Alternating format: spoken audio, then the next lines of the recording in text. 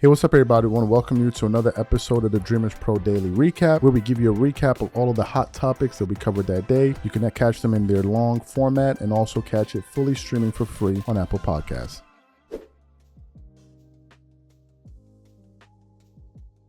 I've been saying for the longest time a few things. Number one, a lot of these Laker greats are not feeling LeBron on the Lakers. They're not going to come out and publicly say anything, but trust me, they don't want this guy to be on the team. That's number one. Number two, a lot of Laker fans don't want LeBron on their team anymore. Forget about what Dave McMenamin is saying, what Brian Windhorst is saying, and all of these guys trying to create this fake demand for LeBron in the market. They don't want him there. They've seen enough. They didn't even want him in the first place. Even Shannon Sharp interviewed the boxer Crawford. He's like, did you want LeBron? He said, no, I didn't want him because he was like, what? Bro, where do you live? We're not LeBron fans like you. Y'all think everybody want this dude. The Lakers didn't want him. I've been saying that. Oh, you a hater, son. You're a hater, man. Come on, Charles. You're a hater of Dreamers Pro. I can't stand you. Let's go behind the bush and talk about Dreamers Pro because all he do is hate on LeBron. All y'all do is meat ride, bro. Y'all like the meat packing district over here, bro. Except y'all rub honey on y'all meat when y'all be choking it for LeBron. It's a fact. It's a fact. It's a fact. Let's keep it a bean. Y'all are running down on people. Why don't you appreciate greatness? Dogs. We've been watching greatness for over 2 decades. What more do you want? Why you keep forcing us to watch the same movie and over and over and over? We've seen it. It's great. It's good. It's not. Next, can I watch something else? No. You got to keep liking it because we like it. I've been told y'all. And this is the reason why there's a fracture between LeBron fans and Laker fans. LeBron fans can't stand the Lakers. They can't stand the Lakers because they feel like they're a fan base that is ungrateful. The Lakers are like, bro, we didn't even ask for this dude. But nevertheless, that's been done. So what happened? Everybody been sending me this video on the internet of former Laker great Byron Scott, where he was on Power 106 out there in LA, right? I believe it's in LA. I would assume so. And they were essentially asking him to weigh in on the Lakers and LeBron and all of this. And Byron Scott, for the first time, thank God, we got somebody to keep it a bean on what they think about LeBron James. And son, he held it down. He said what, most people think, but most people are unwilling to say. So what I want to do is I want to play what Byron Scott had to say here. I want you guys to listen to it in its entirety. I'm going to come back and continue on the show. Take a listen to him here. I just thought it was laughable, coming from one of the greatest players that ever played a game, to say that it's harder to play now than it was then. Are you ready to see him go from the Lakers? Yeah. Like I said, I'm a fan, but I don't mince words either. I think this should be his last year here. Not in the NBA, just here. No, just here. Okay. I really. You don't got to go home, but you got to go. It's Morris Day. You know what I'm saying? That's you don't have to go home, but you got to get the hell out of here. So you heard what he had to say. Y'all still think it's just me? Y'all still think it's just Charles at Dreamers Pro? Y'all still think it's me? You think, Charles is doing it for clicks and views, and Charles is doing it for clicks and views. Oh my God, Charles is doing it for clicks and views. Is it still just me? Is it just me trying to gain a name or gain some clout and all that other nonsense on LeBron James? Is it still just me? Is it still just me? Is it me using LeBron James for clicks and views? Is it just me? By the way, those people, I told y'all, it's going to be a devastating year for y'all. I told y'all already. Y'all said, all you do is need LeBron James for clicks and views. My second channel is almost at 20,000. It's our second month in posted, bro. You won't find one LeBron James video out there. These dudes think LeBron is the internet. They think he's what moves the world. Just hold up. I'm going to be looking for all of these guys. When that channel hits 100,000 by the end of this year, I'm going to be looking for all of you dudes. Yes, I don't forget. I hold stuff again. I hold grudges. I'm one of those people. You doubt me, you try to play me, I'm coming for you. Nah, I'm coming for you. I'm like, you're on my target list. We're going to be looking for y'all at the end of the year. I'm going to be looking for all of those people that say, all you do is talk about LeBron. No, I'm looking for you. I'm just letting y'all know. A lot of y'all saying that, what you going to do? What you going to do? How you feed your family and blah, blah, blah, LeBron James? What you going to do when LeBron James retire? What you going to do when LeBron? Just keep that up. Keep dropping that in the comment section. I'm going to make fools out of y'all at the end of the year. Y'all would have just been better saying we don't like Dreamers Pro. But now y'all want to take it to that level? I'm going to be looking for y'all. But anyway, back to what Byron Scott had to say. Who don't believe this? You think he's the only one? You think he's the only one that feels this way? You think Cooper and Magic Johnson and the rest of them, you think they love having Son over there? You think they enjoyed watching when LeBron this summer posted that picture in front of the Clippers? You think they love that? You notice how he also said how a player as great as that can say something as dumb as that? You think, what y'all think is because you think a few of these other guys that be running them around, twerking it up for LeBron James and pouring honey all over each other's booty cracks for this? Do you think that's what they all think? You think so? That's what you thought? And now it's going to look like Byron Scott is hating. No, y'all are used to people that suck up for a living. So when you now hear a different point of view, it looks like hating. No, bro. Y'all are around a bunch of twerking ass LeBron guys. So whenever you hear something different from that, it looks like hating. Why would the Laker fans want him back? For what? To get more of this? What are the Lakers' record in the playoffs over the last 3 years? 2-12. 2-12. Why would they offer an extension to get more of the same? I'm confused. For what reason? Some people will be like, to sell tickets. Let me ask you a question. What do you think benefits the Lakers more, losing with LeBron or actually winning championships and competing in the finals? What do you think benefits them more? Wouldn't you think it would make more sense for them to pursue the latter? No, not in the mind of these, I don't even know what to call them. In their minds, it's like, no, keep getting him back so we can keep losing, so we can complain about the coach every year. It's done. I told y'all. Now you're hearing another Laker say it. When I said it, I'm a hater. Cool. I'm a hater. But here you have him. He's a hater too. He's a hater too. You think if you walk around LA and you ask normal people, hey, you want LeBron on the Lakers? You think they're going to be like, yeah, we want him some more. No, dog. No, they don't. Sorry to break it to you. They've seen enough of this, and they've had enough.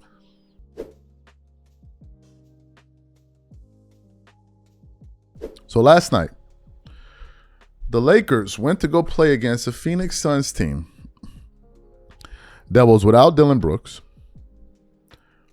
without Devin Booker, a Phoenix Suns team with a lower seeding than them, and they still somehow, some way found a way to lose that game in Phoenix. Now, me personally, I expected the Lakers to lose.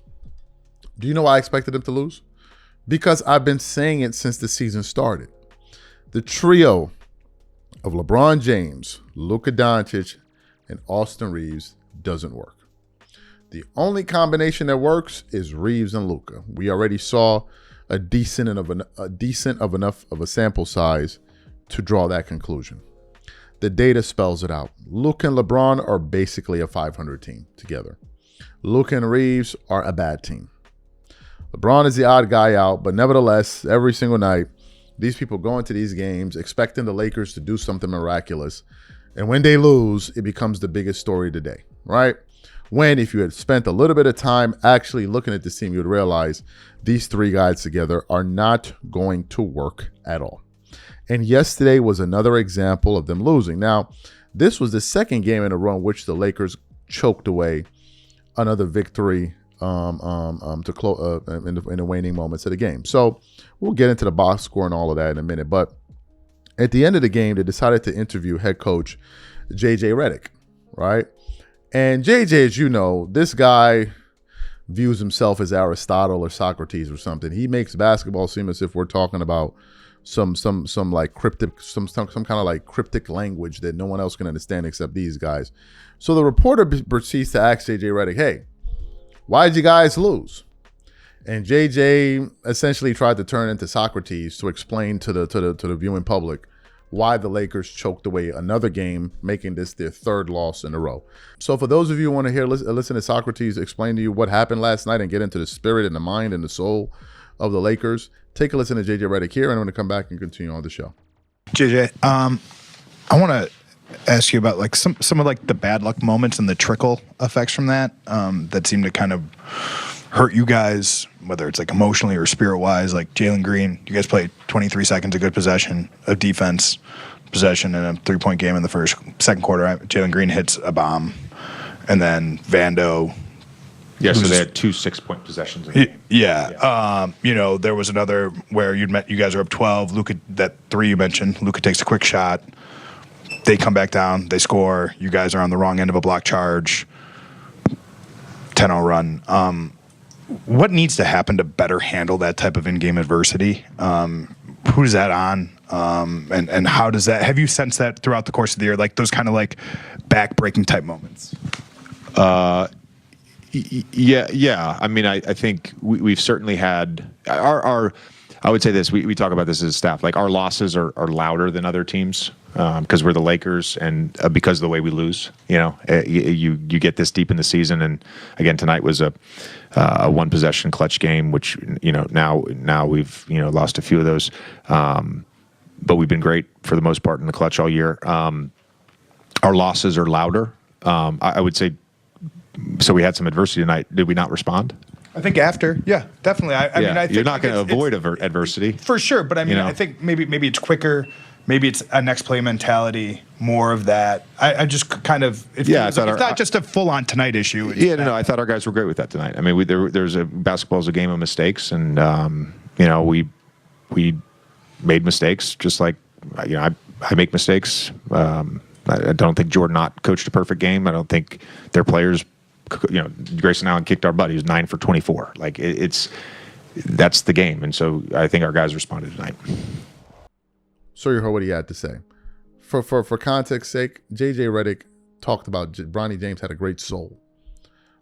Anyway, so you heard what he had to say, right? You make of it what you will. Let's get to the box score quickly. So what did the Lakers do? Apart from the fact that they didn't defend anyone, what did they actually do? Well, Marcus Smart had 13 points in 31 minutes. LeBron had 15 points in 34 minutes. DeAndre Ayton. Well, DeAndre, the most useless Laker in town, which I told y'all was useless. And he was the one person I've been criticizing since the start of this season. Somehow, some way, DeAndre Ayton had a plus minus of negative 24 all by himself. He was the only starter on him and Marcus Smart. They were in plus minus negative 24. LeBron was a positive 5. Reeves was 9. Luka Doncic was 9. So he had 2 points, 4 rebounds in 22 minutes. But was then quoted saying, they're trying to turn me into Clint Capella. This dude is a waste of space on the Lakers roster, as y'all should have known. Reeves had 14 points. His year is cooked. Luka Doncic had 41 points on 57% shooting from the field, 54% shooting from the 3. He did his thing. LeBron, 15 points on 43% shooting from the field, 0% from 3, 50% from the free throw line, right? So the Lakers lost again. And if you look at their record right now in the Western Conference, they're now the 6th seed. The Lakers are a 6th seed team. It's over. I told y'all it was over. I said this already. It's over. So these people out here crying, oh man, the Lakers, if you look at the pick and roll, and Luka Doncic can do that, and LeBron can do this, and Reed can do that, and blah, blah, blah, blah, blah, blah, blah. You guys are just blowing hot smoke up each other's asses. You're not a serious set of people. The Lakers' biggest issue is glaring. Nobody on TV wants to talk about it. What's their number one issue? The fact that JJ hasn't found a way to bench LeBron at this point. He hasn't been able to do it. And since you're not going to bench LeBron, you're not going to bench Reeves. Deal with the results. All of this other stuff, giving this esoteric answers, that's for the birds. You can go tell that to the birds or the pigeons outside. They're the only ones that are listening. You can make it seem as beautiful as you like. At the end of the day, y'all lost. Expect the same. By the end of the season, the Lakers will be a play-in team. By the end of the season, the Lakers will be a play-in team, and there's a chance that they could get knocked out in a play-in tournament, and I think that would be enough to fire JJ Redick. That right there would be enough, because then it will be clear that he is worse than Darvin Ham. My biggest issue why I say JJ needs to get fired is because he's unwilling to bench LeBron. And if you're unwilling to make the toughest decision that will lead to the maximum results, you deserve to be fired. So, we back at it again. Another one of the LeBron guys tells the truth to Shannon Sharp's face, where he's almost where he got rendered speechless and almost brought to tears after he said it. So as you guys know, whenever Shannon Sharp interviews basketball guys on his podcast, I think Club Shay Shay, right? That's the one? Club Shay Shay, yeah. He always inevitably comes back to this whole damn GOAT conversation. So recently he did a sit-down interview with Iman Shumpert, former LeBron teammate, former Knick, former Cavalier. You also see him on ESPN as well. And they were talking about basketball, but there was a video that was going viral all over the internet of where Iman Shumpert told Shannon Sharp to his face that Michael Jordan is the GOAT, and he was left speechless. So I came across this article from Fadeaway World with the following headline: Iman Shumpert told LeBron James to his face that Michael Jordan is the GOAT. The GOAT debate is possibly the most widely discussed topic in basketball today, with LeBron James and Michael Jordan constantly being put against each other. Given that there have been solid arguments on both sides, it's apparent that people have their preferences. On that note, during a recent appearance on Club Shay Shay podcast, former NBA player Iman Shumpert revealed why Michael Jordan was the GOAT. The catch, however, was that Shumpert told LeBron James to his face why Jordan was greater. And I'm like, this is interesting, because the person he said it to was Shannon Sharp. But what we want to do is I want to play the sound for you guys. I want you guys to listen to it. And I'm going to come back and continue on the show. What did he say? How did he laughed? He knew I was going to say it, though. Like, he know that. He know that. Even though he is the great one. He know, one, I'm a Chicago kid. Mm-hmm. You know what I'm saying? Two,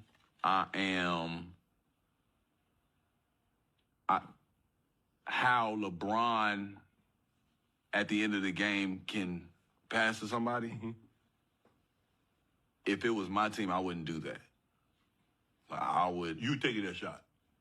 Because I'm going to take the DNA of Mike. That's what I grew up watching. That's the way I like the game played. So it's like to see Bron defer sometimes and do certain stuff, that's why I put him over. Plus, it's like Mike never lost in a championship. So I was like, that's why. But so you heard what Iman Shumpert had to say. I don't know why this is breaking news. I don't know why this is breaking news. I never thought this debate was close. I thought it was a bunch of LeBron guys in media trying to make this thing a debate because they love LeBron James so much, and they were unwilling to let the whole debate go. So they tried to create this fake narrative that this was a GOAT debate, when in reality there was never one to begin with. That's my take on it. I think it's just a bunch of smoke and mirrors, to be frank with you. I don't see it. I don't. I saw LeBron in his prime, man. He was a fantastic player, excellent player. At one point, I had LeBron in my top 5 for the longest time. His antics are what made me remove him out of my top 5. His antics. But at no point in time did I say this guy's better than Michael Jordan. I never thought that at all. Not from a statistical standpoint, accolade standpoint. Eye test is not even a conversation. It's not. You watch Michael Jordan play, it's like you're looking at an alien play basketball or some type of extraterrestrial being play ball. I've not seen anything like him before. I'm a Kobe guy. I haven't seen anything. Kobe is the best player I've ever seen play live. That this guy's the best. But if you research Jordan, come on, like, what are we talking about here? Now, nevertheless, he's ashamed, because these are guys that just can't deal with the reality. Have you noticed that the only people that think LeBron James is a GOAT are LeBron fans? That's all. They're the only ones. And that's the fundamental difference. It's a small minority with a loud voice, because they're in media, and they control media. Jordan fans across the basketball spectrum, NBA fans all agree, for the most part, that Michael Jordan's the greatest player of all time, for the most part. Someone sprinkle in Wilt, Bill Russell, whoever, Kobe, whatever. But it's only LeBron fans that hold this opinion. So whenever you say it, because they're the ones that are in media, so they have the platforms, they have the voice. So it seems like, no, it's just their opinion. That's all. It's not the opinion of NBA fans. How do you know this? Because whenever you poll fans, Jordan always wins by a wide margin, an overwhelming margin. If it was as close as they say it was, the margins would be much closer, but it's not. This is a fake debate that these guys are trying to make a real thing. It's not a real thing. It's a real thing in their minds, but it's not a real thing in the reality of the world. I just saw a post yesterday from Sideline Sources. Michael Jordan makes $400 million a year from his Nike deal. $400 million. $400 million. Not even to talk about the money he makes in NASCAR and all of that. $400 million. That has everything to do with his impact on the sport. LeBron has had no such result. But nevertheless, these guys try to make it seem like it's something, and then they act like they're shocked when people say, "Mike, like it's not close." I never thought it was close at all. Is LeBron a great player? Yes. Top 10? Yes. Top 5 to some people? Yes. Whatever. But the GOAT, you're crazy. Based off of what? Because he can play for a long time, that makes you the GOAT? No. I don't need to play as long as you to accomplish more than you. So how you better than me? I did what you did in less time, but you're better than me? How? I'm confused. I got her number in a week. You got it. It took you 1 year. How are you better than me? I graduated college in 4 years. You're there for 8, 10, 11, 12 years, but you're better than me. How? It's only in this world, this warped LeBron fan world, where any of this makes sense. It's like they live in bizarro land where reality is spun upside down. It's just insane. It's like if we're some people that think we're living on a flat earth, they'll be on the bottom side, living in their own universe. It's just insanity to me. So Iman is saying that's just one of the reasons. One of the reasons. Come on, man. Like, I never thought it was close at all. And I've looked at them carefully. It's not close. What would make it close? What? What's the thing you saw that said, man, this thing is close? What is it? Is it what? If you look at them as players, what's the thing? What exactly? LeBron is not Michael Jordan's peer when it comes to skills. Offensively, he's not his peer. Defensively, he's not his peer. What's the thing? What's the thing? I'm confused. Jordan's a better clutch player, scores more, plays more defense. Like, what are we talking about? Has better accolades, more accolades that matter. Not, oh, I have 43,000 points. That's not an accolade. That's a milestone that no one cares about. So I never thought that this thing was a debate. They did. And they try to make it because these guys control media. So whenever they say these things, it makes it seem like that's what the majority of people think. It's not. It's not. It's not. It's not a real opinion outside. It's an opinion on these shows and on these Instagram pages. In reality, outside, it's not. It's not. The numbers bear it out. The numbers bear it out in every single way.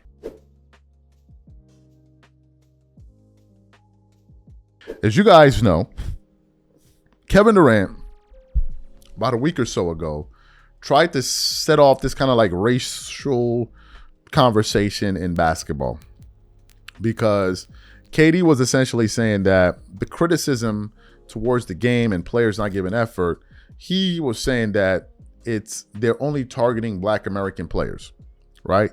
That they don't target foreign players. He also made the point in the All-Star weekend where he said Luka Doncic and these guys don't give a damn about giving effort in the All-Star weekend. That is 100% correct. And Luka and Nikola Jokic gave absolutely zero effort in the All-Star game. And I think I called that out on the channel. I said it at one point or the other. So KD was on the money for that. But then he went into this thing about, they're targeting Black Americans and all of that. And I thought that was a bozo take. The reason I thought that was a bozo take was because KD was trying to shift the conversation from dealing with the collapse of the league to now making it a racial thing so we don't address the real issue. I gave my opinions on it. People felt the kind of way. That's their business. I don't care. Y'all know where I stand on issues, but I'm not going to be up here just twerking it up for people because, oh, I'm supposed to say this thing at that moment. No. What happened was we did a show and we played the comments of Kobe Bryant, who is a Black American, right? And a much more respected NBA player. And Kobe explained the real issues that he had with the AAU system, comparing European players. And so Kobe gave you a more reasonable, thoughtful answer. KD reached for the easiest answer he could think of, which was, oh, let's just race. Wow, man. So much thought you put into that, KD. Oh, my God, man. You should be teaching at Harvard or something. Philosophy at Harvard. My God, man. That was so thoughtful. I gave my take. People said what they thought. It's their opinion. It's their bloody right. Whatever. Yesterday, Jay Williams goes on ESPN First Take. Now, I don't know if Jay Williams saw our show, but he referenced the exact same thing I spoke about on this show, which was the Kobe quotes, right? Jay Williams goes on ESPN to address the situation with Stephen A. Smith because Stephen A. Smith saw what KD said and decided to agree with KD, right? And now became this guy that's all of a sudden, you know what? Stephen A. Smith is a bloody idiot. Wasn't it Stephen A. Smith that just recently said race doesn't really play a role in matters in the country when he was on CBS? But now all of a sudden he's talking. Anyway, so Stephen A. Smith decided to play that card. And then him and Jay Williams began to get into it. And folks, it got pretty dicey. So what we want to do is we're going to play this exchange for you guys now. Take a listen to it. And then we're going to come back and I'll give you my thoughts. So, I've been waiting because I was gonna jump on KD the other day. Sure. And then I got a chance to watch Straight Shooter on your show, which is a great show, by the way. Great show, elite show. Thank you. Thank you. And I heard you pontificate on it. And I have to firmly push back. And there are some things more so in the KD part that kind of got to me early because I felt like we were having different arguments, right? The first argument was about AAU basketball, which is a completely different argument than the Black American thing.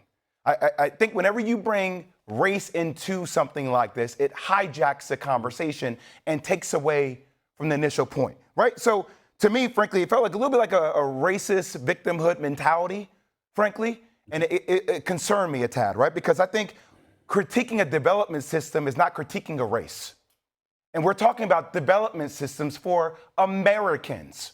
Mm-hmm. It's so AAU, which has been monopolized by shoe companies and by handlers and by, institutions that try to make it where it extracts value. And I get that predominantly players in the NBA are African American, but there are also a lot of players in the NBA and around the country that are Caucasian and involved in the same developmental structure, right, of AAU basketball, compared to the likes of overseas where it's more institutionalized, where there's more structure, there's more focus on the basic fundamentals of the game. Now, the thing that really bothered me ultimately about the comment is that we've heard American players talk about this for the longest time.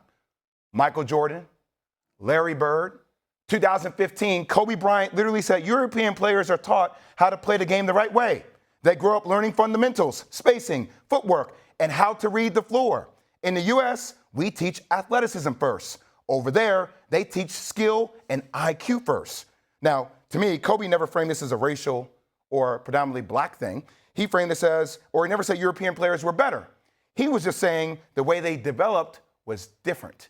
And I felt like when KD sometimes goes off on these rants, it doesn't mean that he's fully wrong, but when you just engage it that way, it sounds a little bit reckless. And it also feels as if it can just polarize a statement to a country where we're all in the middle of Black History Month, like Morgan Freeman always has said. Man, like Black history should never be minimized to a month. It should be American history. And that's why I wanted to come on TV and say to you. Well, first of all, I disagree with you on a couple of points, and I'll get into that for a second. But first order of business, that you're my brother and you're a highly intelligent brother, and you make sense every time you open your mouth. So listen, we ain't nothing to be offended by. You disagree with me, I'm gonna win either way, because either I'm gonna be right or I'm gonna be right, or I'm gonna be educated. I'm gonna be right or I'm gonna get educated. So I'm not losing either way. So we're good. So let's get that out the way first. Always. Secondly, let me say the thing that I think you're missing. I don't think it's appropriate to call KD reckless with this comment. And I think that it's important to point out that while you talk about victimhood when it comes to racism, right? Mm-hmm. There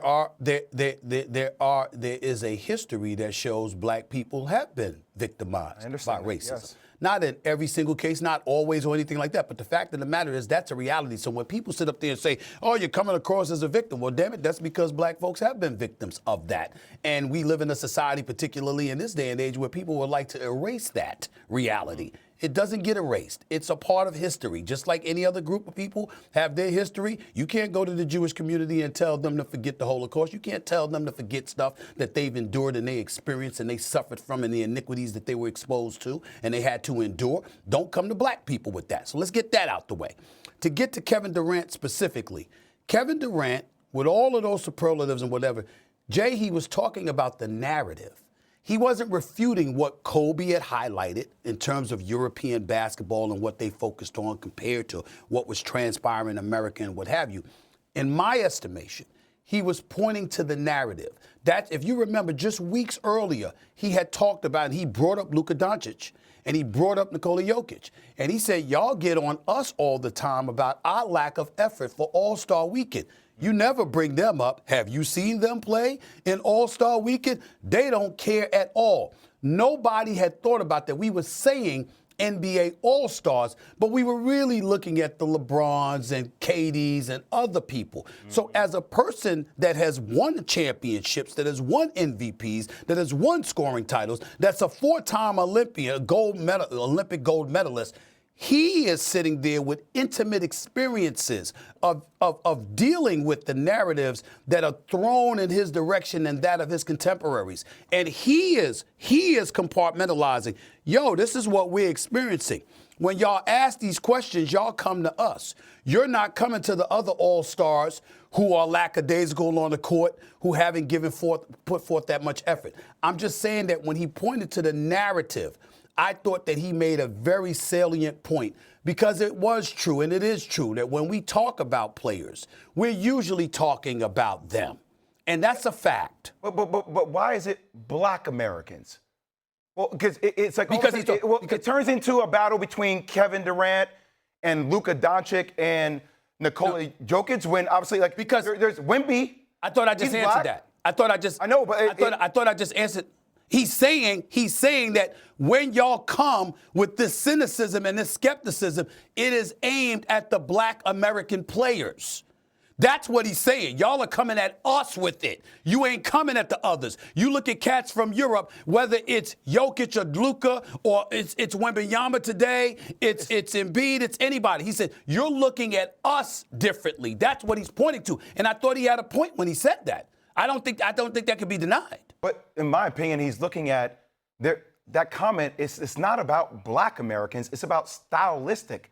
It's about, and that's my point, Stephen A. I hear where you're trying to go with it. My point is, it felt like it was misconstrued. It's more about systems in place and how people felt those systems led to quality of players. Excellent. So you heard them there. I get the point that Stephen A. Smith is making, but that's not the problem. Jay is correct. We're having two different conversations. We're talking about the erosion of the sport and the lack of competition. Kevin Durant is talking about something else, which could be valid or not. That's not the issue here. The reason why it doesn't hold water for me, his opinion, is because this was never said about his predecessors. It's only being said about you guys. And last time I checked, the Pantheon greats in the NBA, a lot of them were African Americans. The previous generations, they never said this about them. They never questioned their effort. Let's move one generation prior to Kevin Durant's guys. Dwayne Wade, Kobe Bryant, Chris Bosh, the guys that came in with them. Generation before that, Kobe, AI, Vince, D-Mac, Kevin Garnett, Tim Duncan, Allen Iverson, all of those guys. Steve Nash, and all, was anybody talking about their effort? What about in the late 90s? What about in the 80s? They're talking about you guys. So how did it all of a sudden now become a Black thing, KD? Come on, man. You got to do better than this, man. You got to do better than this, man. What a cheap-ass way to handle this situation. It's all to skirt blame, skirt the issue. Avoid dealing with the real issue. And Kevin Durant's answer, did he answer why there's a lack of effort? No, he didn't. He just said, oh, they're making it a Black thing. KD, whether or not they're making it a Black or white thing, is there a lack of effort? Is there a lack of effort? Yes. So address that. No, I don't want to do that. I want to make it about race. And y'all know why I stand on these issues for those of you who follow my political channel, but I thought that this is a ridiculous position to take. And KD's word, I'm not going to take KD's word because it came out of his mouth, because that's what you want him to say. I heard Kobe Bryant speak on this issue in a much more eloquent way. And I'm going to roll with Kobe on this one. So the thing of, oh, it's a Black, it's stupid because Kobe's Black too. So how does your argument work? That if you don't agree with, for instance, if you're saying you don't agree with KD, you're anti-Black, how does that work? How does it work? You can't work. It can't. So the best thing you could say as a takeaway from this video, saying, I disagree with Charles. I think he's off here. I'm with KD. Cool. But you can't hit me with, oh, the anti-Black. Well, that would be stupid to even hit me with that, the anti-Black thing. You would have to be a bloody idiot to even start that. Looking at me and calling me anti-Black. You would got to be some kind of special guy. But wouldn't you?